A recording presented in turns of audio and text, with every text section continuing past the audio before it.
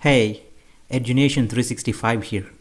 Today we will move away from traditional topics that we discuss on our channel and try and understand what makes Scandinavians the happiest people on earth and discuss their long kept dark secret. Hope you all find this video useful. Now let's get started.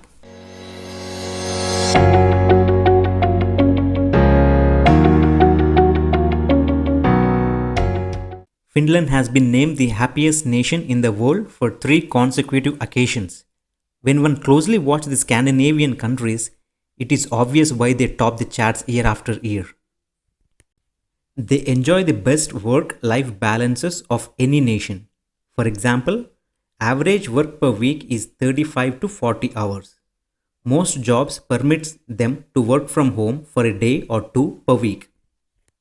If an employee wants to leave early on Friday to go out and have a drink with his or her friends, they straight up tell their boss, I would like to leave work early because I'm going out with friends this evening. Whereas in UK, US and in India, we might make up a superficial lie such as I have a dentist appointment. We should understand one thing why Scandinavians are happy here. They trust each other. Speaking of trust, let's look into the metrics that World Happiness Report uses to report happiness. Social security, job satisfaction, health, freedom, generosity of a nation's citizens, and trust. Scandinavians leave their doors unlocked more often than any other places. Who dare to do this in their countries? They pay close to 60% of their earnings as tax to their government. What is astonishing is how happy Scandinavians are about paying so much tax. 9 out of 10 say that they are content giving 60% of their money to the government. This is how much they trust their government. Scandinavians are statistically one of the worst money savers in the world because there is an inbuilt assumption that the state will take care of themselves. Can we afford to do or trust our government in our countries? I will leave it to you guys to think. But all said about Scandinavians. We never hear anyone say that this year they are planning their holiday in Sweden, Denmark, or Finland. People usually choose destinations like France, Italy instead, even though neither of these countries ranked higher in happiness. This is because Finland has the most hostile environment. Temperatures in Helsinki, the capital, are almost 0 degrees always. Could you imagine spending holiday in a bone-eating coldness? Guess not. Also, quarter of the Finland is in darkness day and night for almost 6 months a year. As it is punishing cold and dark for half of the year, it is no wonder that Finnish people are content to themselves. They have a national word for their shyness. It is sisu. This reflects on their suicide rate. Finland has suicide rate of 13.8 suicides per 1 lakh people. This brings us to the actual topic of the day. How Scandinavian countries end up topping charts on happiness every year. Happiness is not absolute.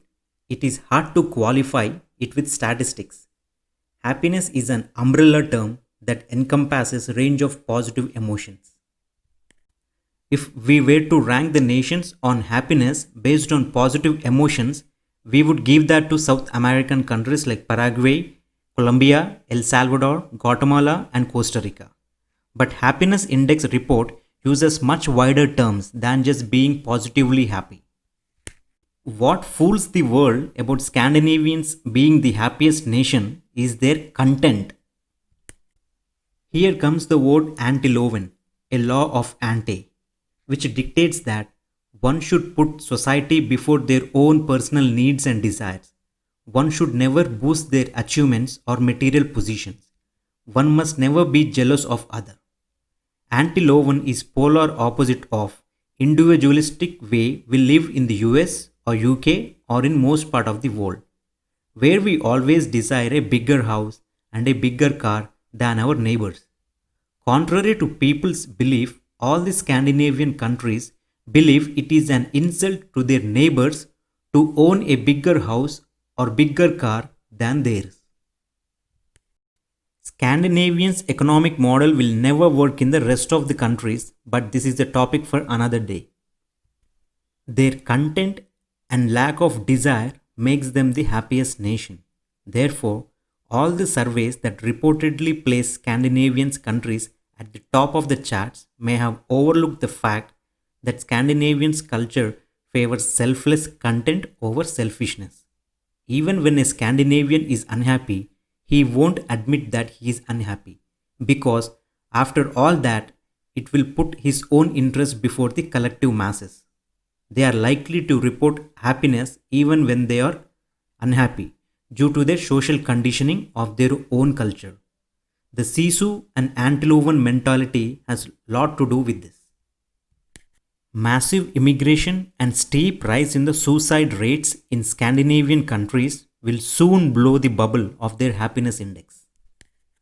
Happiness means entirely different to everyone.